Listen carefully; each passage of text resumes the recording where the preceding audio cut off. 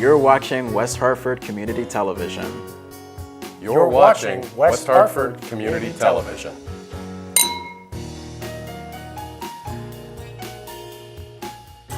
For the community, by the community.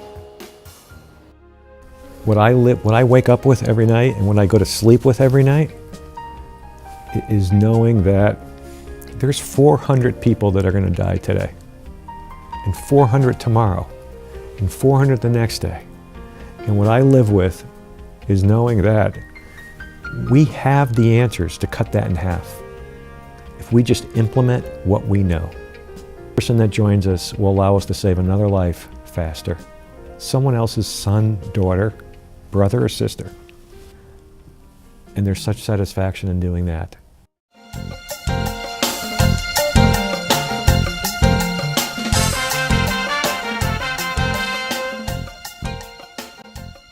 Meet Gary Mendell, former chairman of HEI Hotels and Resorts, a company worth over $1 billion in revenues. You've heard of the Starwood, the Marriott, the Westin, the Sheraton. In 2011, Gary's life changed. He changed his life. His son Brian took his own life. And as a result of that, Gary stepped down as chairman and founded a new nonprofit organization called Shatterproof, devoted to ending the stigma and shame of drug addiction. This is Gary's story. My name is Pat Kazikoff. You're watching Shalom Hartford. Stay with me, and we're going to meet this man, Gary Mendell.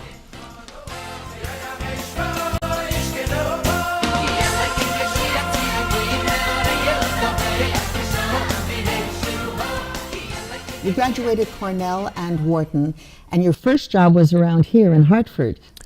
Yeah, actually my first job was when I graduated Cornell. I was an assistant manager here at the Ponderosa here on Prospect Avenue. That was my first job out of college. From there it grew to overseeing one restaurant. I think it was the Ponderosa in Manchester, and then it grew to overseeing the 6 restaurants in the Connecticut area. So how did we get from managing Ponderosa to buying your first hotel, which I understand was a Marriott hotel? Correct. At the age of 26? Correct. How does that happen? My brother and I always wanted to be in business together. My dad owned a restaurant. We always had visions of taking that one restaurant and expanding it. He came home that Thanksgiving when I was 26, and we decided it was time to start our own business. He was a couple years younger than me, and he was working as an analyst for a hotel company. And we decided it was time. And it was a question of, do we expand restaurants or do we try something in the hotel business? Hotels seemed bigger, more interesting, so we decided hotels. And then we started in my basement. We started looking for our first hotel investment. And you picked the Marriott? Isn't that a little bit big? It was big. It was big, but we knew that being as young as we were, it wasn't about us. It was about the hotel. That was going to be the key ingredient. So the key ingredient was the branding. The branding and the location of the hotel. And we knew that this hotel in this location would do really well. And you were able to sell that concept to investors? Yeah, essentially we took out the yellow pages and we cold called every investment advisor within a 30-mile radius of the hotel, and we had structured it what it would look like as an investment. It wasn't about us. It was about, here's the projection of the numbers. We know this is a good location, sitting at so many companies in the area, great brand, great hotel. And we found investors to come in over a 3-month period to provide the equity to buy this hotel. When you look back at it, did people laugh at you? Some. I mean, many. They had to. Many. You're 26 years old, although you and your brother had a hotel background. A couple years as an analyst. That's it. That's it.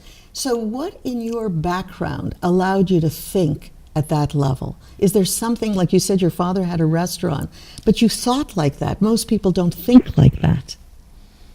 You were thinking very big. Yeah, How much was that first hotel? It was $30 million. $30 million. Right. And so you got 80 investors. It was 80 investors at $100,000 each, which is $8 million of equity. With the mortgage, we were able to buy that hotel.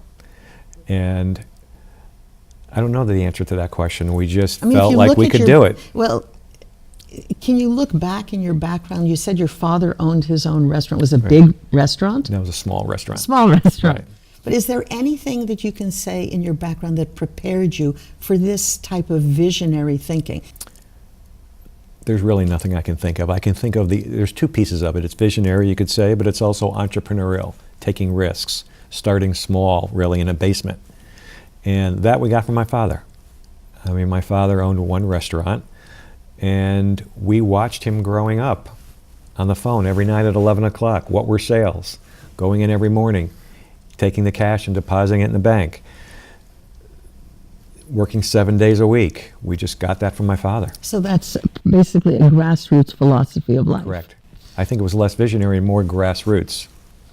So why do some people add the visionary piece? I mean, could you bring words to that? They bring a visionary piece to it where you're talking about it and you're deleting the visionary piece. What you're saying is it's just work, just basic work. Correct. It's starting from a basement, which is where we started, with no money, and finding ways to get things done. Working 18-hour days, 7 days a week to make it happen.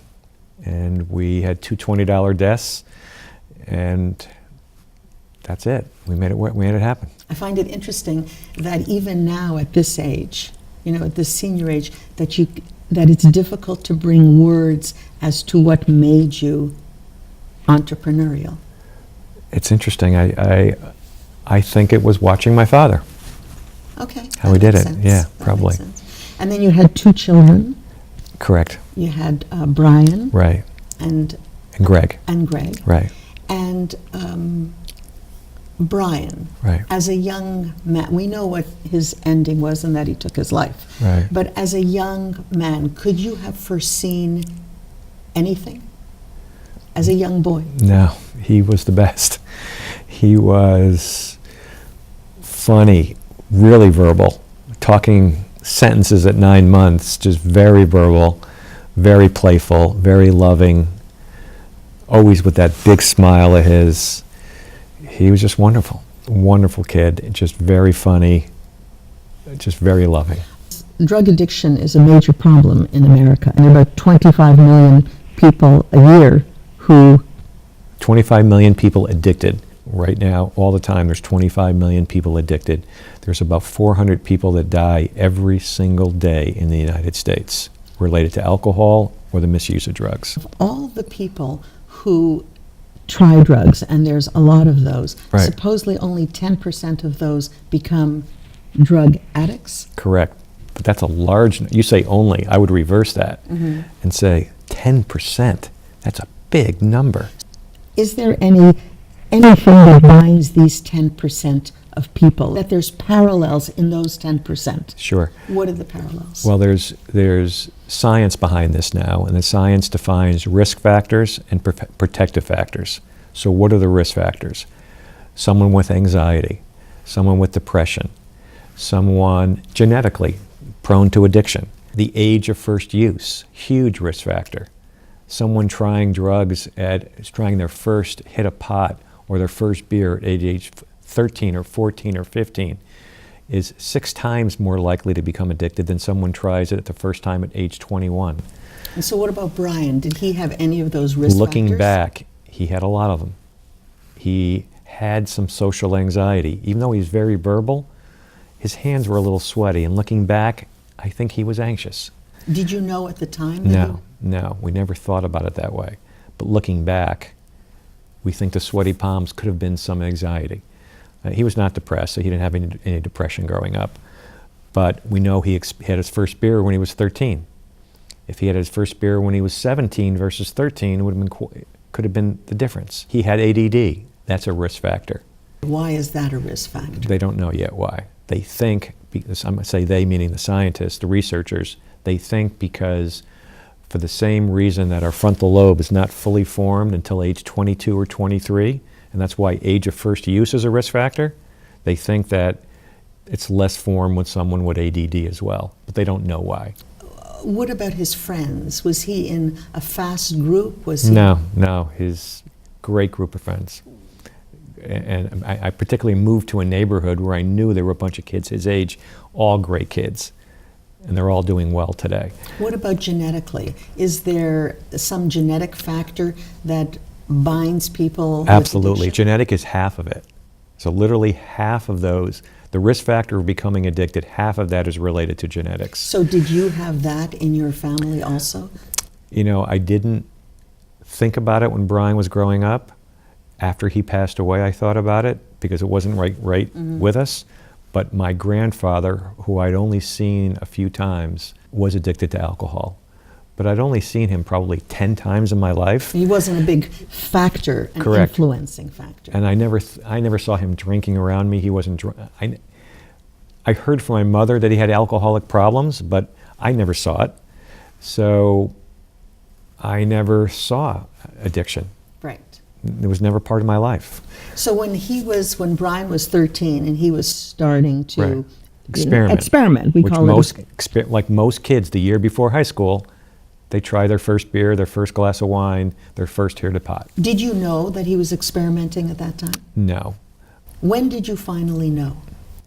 A year later, his first year in high school, he was caught smoking pot. But I had the issue that most parents my age have, which is when I grew up, a lot of us drank beer in high school. Many of us tried pot in college, some earlier. I tried it in college. I didn't know anybody that became addicted or had issues. I mean, it wasn't that prevalent then. Marijuana today, which I think is very important to know, is very, very different than the marijuana that when I grew up. It's 4 times as powerful, 4 to 5 times as powerful. Not 40%, 4 to 5 times.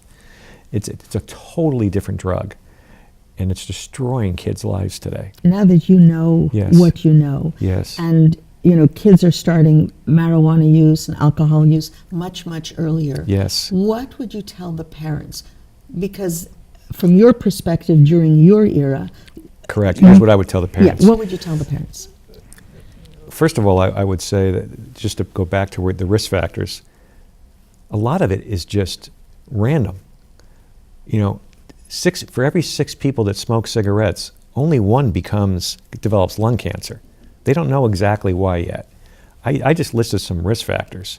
Just because you have a child who's doesn't have anxiety, doesn't have ADD, not genetic, doesn't mean they won't become addicted. So if I was a parent today, yes, those risk factors matter. But I would do everything I can in answer to your question to make sure that my child did not touch alcohol or marijuana or a prescription pill until they were at least 18 years old. So you're a parent and you have a 13-year-old kid. Right. And a parent tells you, your kid is smoking dope Right. and your kid is having a beer. What would you do? I would, depends on the child, so you can't say exactly. I would start with something like sitting down with the child and letting them know that there's pluses and minuses of me as a father. I'll take you to the ball games, you've got this, I'm a little grouchy here, but this thing is unbending. You are not gonna touch marijuana, prescription pills, or alcohol until you're at least 18 years old. Not happening. And I'm gonna drug test you regularly to make sure you're not. I'm sitting down with the parents of all your friends, and we're all going to make a pact that we're going to tell each other. I'm talking to your teachers. I'm going to make a pact that if they suspect anything, they're going to call me. It's just not happening. So how do you feel now that you're taking a look and seeing what's going on in the newspapers? They're legalizing marijuana. Correct. They legalized it in California. Right. They legalized it in Colorado. They have stores. Right. I mean, it's out in the open. How does someone like you feel about that? I feel obviously horrible about that because what's going on there's annual surveys, and what the surveys show is that perception of risk is among teens for marijuana is much lower today than it was 3 years ago. And when the perception of risk goes down, intuitively and empirically, use goes up. So marijuana use is much higher today than it was 3 years ago because of that.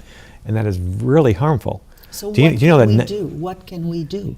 Well, because the legislators are going against you in this particular field. Absolutely. In several states they are.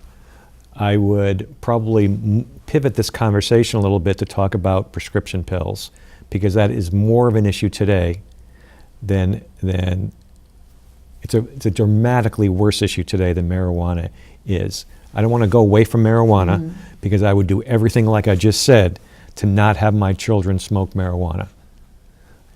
The amount of prescription pills in this country being prescribed by doctors has gone up 4 times, not 40%, 4 times in the last 15 years. In 2012, prescribers, the healthcare system in this industry, prescribed enough pills in this country to give every adult in this country a bottle of pills for a month. Think about that. 4 times. And guess what's gone up 5 times in the last 15 years? 4 times the amount of pills being prescribed, 5 times the number of people dying related to an overdose of an opiate, either prescription pills or heroin. 5 times. They're directly correlated. Emergency room visits, ambulance calls, pills being prescribed, deaths. And there are common sense, scientifically researched, proven methods to reduce it, and we as a country are not doing it. Well, so we as a country are not, but you are doing something. You are the person who founded Shatterproof. Correct. And basically the purpose of that organization is to end the stigma and eliminate the shame that goes with drug addiction. Correct. Wow. That's a big deal. It's a big vision, but a vision that's been achieved by others. Why didn't you just join an organization like Partnership for a Drug-Free America? Right. Why didn't you do that? Why did you decide to start an organization? I actually looked at Partnership for Drug-Free. At that time it was America, now it's Drug-Free Kids. I met with them several times. Great people, very passionate people, cared about what they were doing, but I had a vision that I thought that I could make larger impact faster than joining their board. Well, part of what your organization does, Shatterproof, is that you have rappelling events, Right. which are unusual. I mean, Right. nobody has rappelling events. They Right. have walks. Right. They have the walk for cancer. They have bike rides. Right. Why did you choose rappelling? The largest event for every one of the major charities is a walk. Susan Komen, Race for the Cure, it's a walk. Heart Walk. Relay for Life, it's essentially a walk/run. They reach the broadest audiences. Bike MS, broad audience. We will move into something that has a broader audience down the road. But to launch the organization with a small budget, and we wanted to get attention out there, we knew that a walk would not bring in the media, but we knew that rappelling would. And did it? It absolutely has. Wherever we go, the local affiliates of ABC, CBS, Fox, and NBC, they're all there at every event. It's bringing attention to what we're doing. So maybe we'll be there. You will be there. No, maybe. You will be there. Okay, we will be there. You will be there. Right. It's bringing attention. We're doing an event in 3 weeks at the largest hotel conference in the country out in LA. And there'll be 3,000 people at that conference. 200 of those will be rappelling, with probably the other 2,800 watching. We're going to raise $1 million over 2 days. But as important as the $1 million that we're going to raise and the people participating, it's the people participating and all the messaging that goes around it. The 200 people that will be rappelling will be sending tens of thousands of emails out, impressions on Facebook, telling everybody what they're doing, asking them to donate to them because they're rappelling. And the messages are all going to be the same. Addiction is a disease. I'm seeing a parallel with the way you're structuring this organization to the way you started your business. Absolutely. You started it with big impact.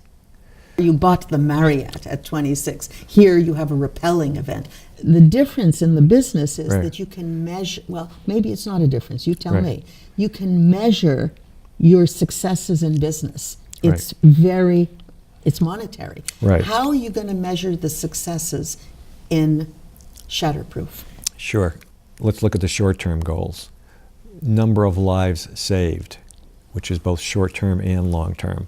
We've just influenced legislation being passed in 6 states in the last 18 months. That legislation, we can look, first of all, we can see we passed the legislation.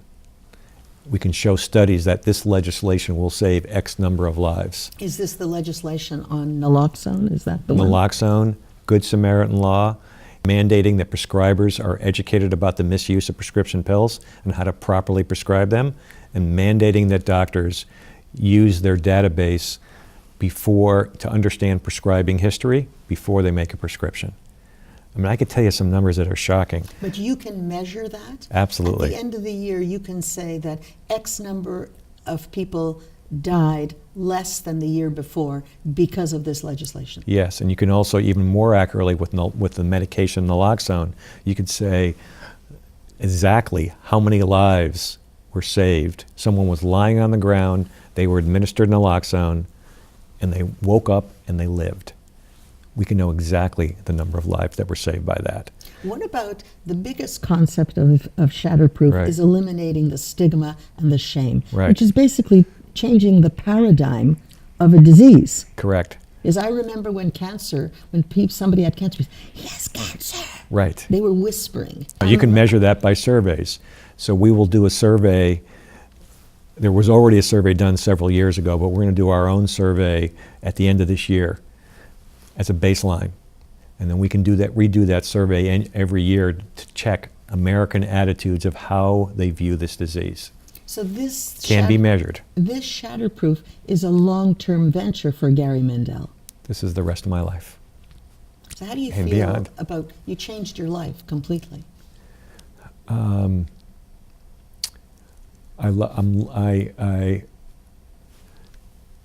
It's a story. It's an answer of two answers. My insides are destroyed. It'll never be the same.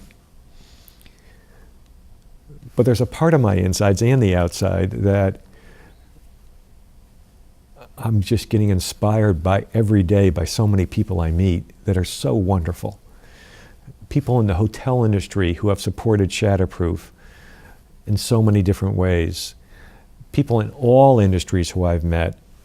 People like yourself, people from all over the country. There's almost 100,000 people right now within Shatterproof in some way, as donors, supporters, volunteers, participants, advocates in states. Wonderful people that could be sitting here just like me right now telling a story, many of them, of tragedy in their family. And they're all helping in all their different ways. And it's just, every time I get off the phone with somebody or meet with somebody, I'm just uplifted. My heart warms in generosity of so many people. So you feel differently when you ran the business than when you're running Shatterproof? Is there a different feeling? In both businesses or organizations, I enjoy the people. Well, I miss the people of my hotel, within my hotel business. I miss the people a lot because I don't have the interaction with them that I used to. But I'm really, really enjoying much more saving lives versus making money. I don't know how I ever lived a life making money before because I can't imagine doing it after doing this. Waking up every day and the sole goal is to find smarter and better and more efficient ways to scale this and save more lives quicker is just a blessing. I'm seeing parallels between the hotel business Right. and Shatterproof. The hotel business is a people business. Right. It's full of people from the bottom to the top. The hotel business, you were building. You started with one hotel, then you sold a bunch of hotels to Starwood. Right. About 25 at that time. Are you using the same technical skill for both? Yes, absolutely. Although building the hotel company, I was learning from scratch. Now I've taken what I learned building a business and applying it here. Well, it's good that the Right. hotel business happened before Absolutely. Shatterproof. Absolutely. Because you might not have been able to do what you're doing with Shatterproof had you not had the hotel business to start. You're so right. You're so right. Is there any message that you want to send? What I wake up with every night and when I go to sleep with every night is knowing that there's 400 people that are going to die today, and 400 tomorrow, and 400 the next day. And what I live with is knowing that we have the answers to cut that in half if we just implement what we know. And we could chip away at it. We've only been around 2 years, and we're going into our 3rd year, and we're going like that. Every person that joins us can help us grow that faster. And there's such satisfaction in doing that. So I encourage anyone that is hearing this, that wants to join us in some way that works for them. Every person that joins us will allow us to save another life faster. Someone else's son, daughter, brother, or sister. We've been talking to Gary Mendell. He's building an organization, Shatterproof. It's handling a very, very big disease in this country. As he said, we have the answers to this disease, but we're not implementing them yet. I'm Pat Kazakoff. Thank you, Gary Mendell. Thank you.